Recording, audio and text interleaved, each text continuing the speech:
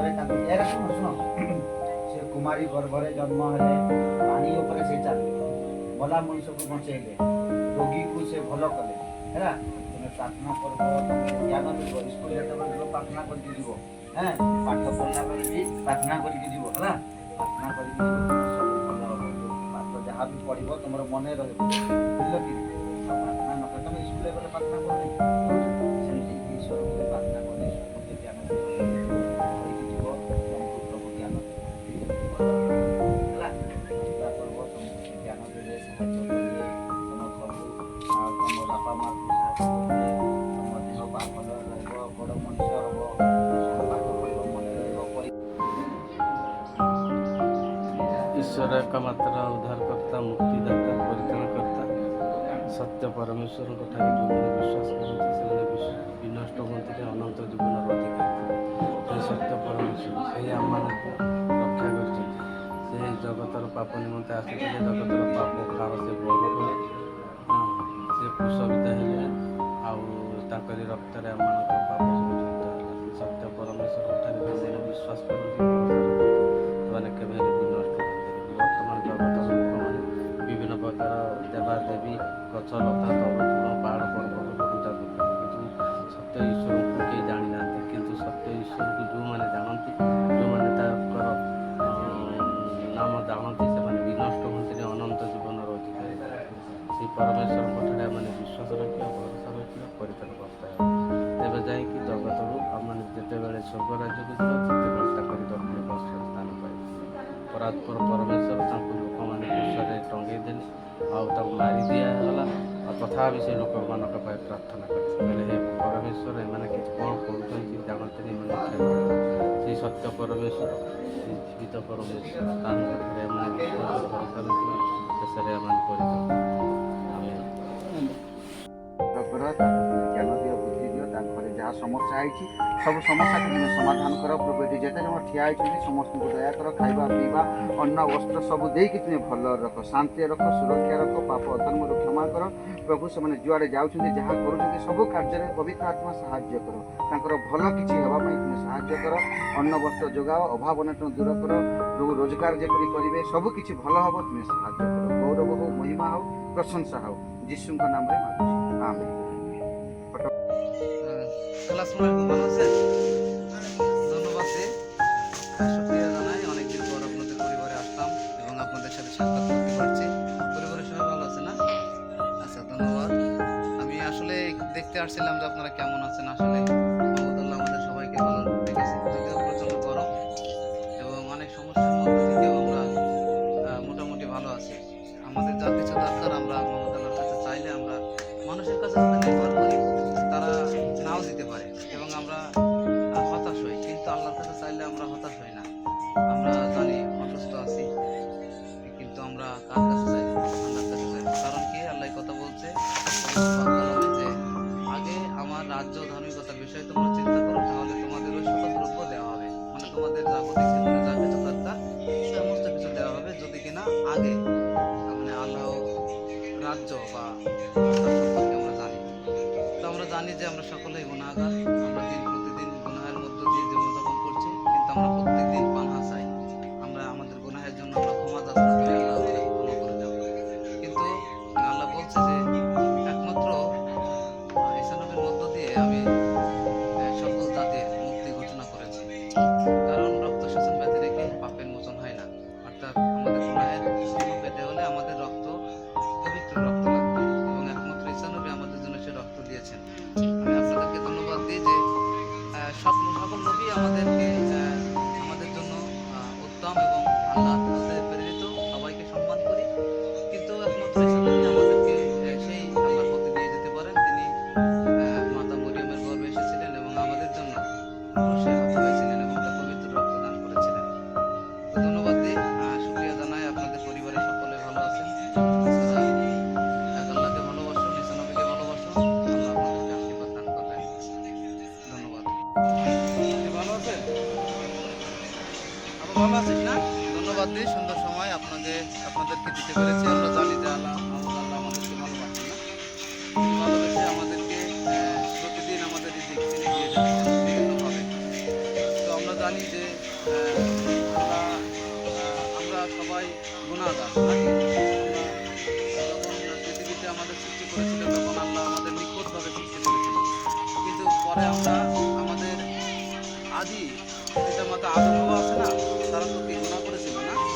এবং সেই ক্ষেত্রে আমরাও গুনাহগার, এবং প্রতিদিন আমরা কি করি, বিভিন্নভাবে আমরা গুনাহের সাথে লিপ্ত করি। হয়তো বিভিন্নভাবে আমরা পাপ গুনাহ না করলেও আমাদের মধ্যে আছে। তো আল্লাহ আমাদেরকে অনেক নবী পাঠিয়েছেন না, অনেক মোহাম্মদকে পাঠিয়েছেন, মুসা নবীকে পাঠিয়েছেন, তারপরে শেষ দেশে আমাদেরকে ঈসা নবীকেও পাঠিয়েছেন। এবং আমাদের গুনাহ ক্ষমা করার জন্য ঈসা নবীকে তিনি এই জগতে পাঠিয়েছিলেন। আল্লাহ জানো, ঈসা নবী আমাদেরকে সমস্ত গুনাহ মাফ করে দিতে পারেন।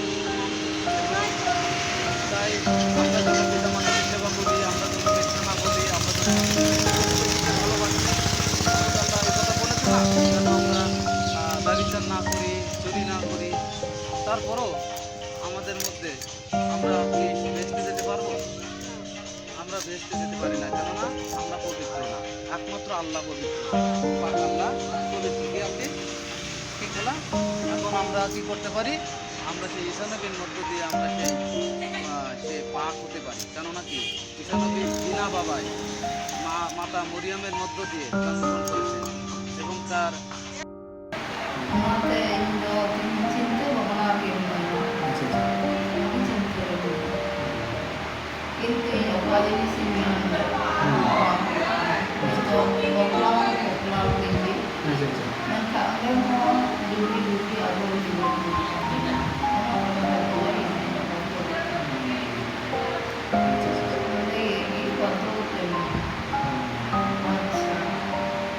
masih puribaran kan?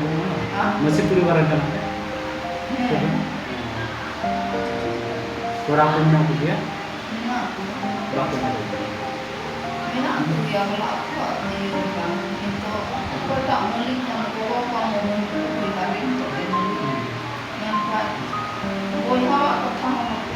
Baku sih.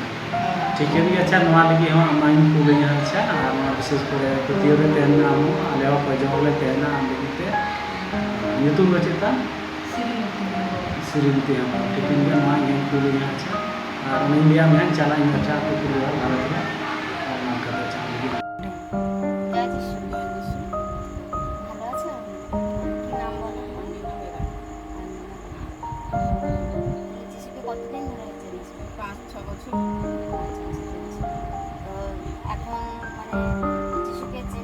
জানার পরে তোমার জীবনে কি পরিবর্তন? মানে আমার ছেলে অসহায় ছিল, আমার স্বামী হচ্ছে কি পা বা নার্ভের থেকে অসহায় হয়ে গেছে, আমি হ্যান্ডেল চালাতে পারি না, আর বসতি মোটামুটি। তা হচ্ছে কি আমাদের ওই থ্যালাসেমিয়া রোগীকে এবার কীভাবে কী করবো না করবো সেভাবে করলাম। যিশুরের থেকে জানলাম যে যিশু আমাকে ওই থ্যালাসেমিয়া রোগীকে রক্ত দিয়ে সব কিছু সাহায্য করে ঠিক হয়েছে। আমার মার রাগও শুনতে পেতাম না, সেই যিশু আবার আমার ছেলের মার রাগ আমাকে শুনিয়েছে। এখন সব কিছু ভালোভাবে চলছে। আমার কোনো অনুষ্ঠান হলে আমরা হচ্ছে কি আগে চলে আসি বাড়িতে, আমি থাকতে পারি না, কেননা আমি কখন যাবো এইটাই আমার মনের থেকে আসে। যিশুকে তুমি জীবনে একদম পেতে নিয়েছো, সব থেকে আমার আনন্দ মানে প্রার্থনা করো, এই পর্যন্ত তুমি অনেক উত্তর পেয়েছো। তো একটাই কথা মাথায় রাখতে হবে যে যিশুকে আমরা সত্যি বিশ্বাস করবো শুধু এই কারণে, কারণ হচ্ছে যিশু একমাত্র আমাদের অনন্ত জীবন দেবে। কারণ মানুষ মৃত্যুর পরে মানুষের দেহের মৃত্যু হয়, আত্মার মৃত্যু হয়। তো সেই আত্মাটা আমাদের মানে একটা ভালো জায়গা রাখা স্বর্গে রাখা, আমরা যেন আত্মাটা যেন আমাদের কাজে না করে, আমরা যেন অনন্ত জীবন যেন আমরা অনন্ত জীবন। যিশু যেমন অনন্ত জীবন অধিকারী হয়ে যিশু যেমন 3 দিন হয়েছে, আর তার পবিত্র আত্মা আমাদেরও অনন্ত জীবন দরকার। একমাত্র প্রভু যিশুই আমাদেরকে সেই অনন্ত জীবন। তো আমরা যারা বিশ্বাস করি যিশুকে, যারা আমরা আমাদের জীবনে অনন্ত জীবন তখনই আমরা পাবো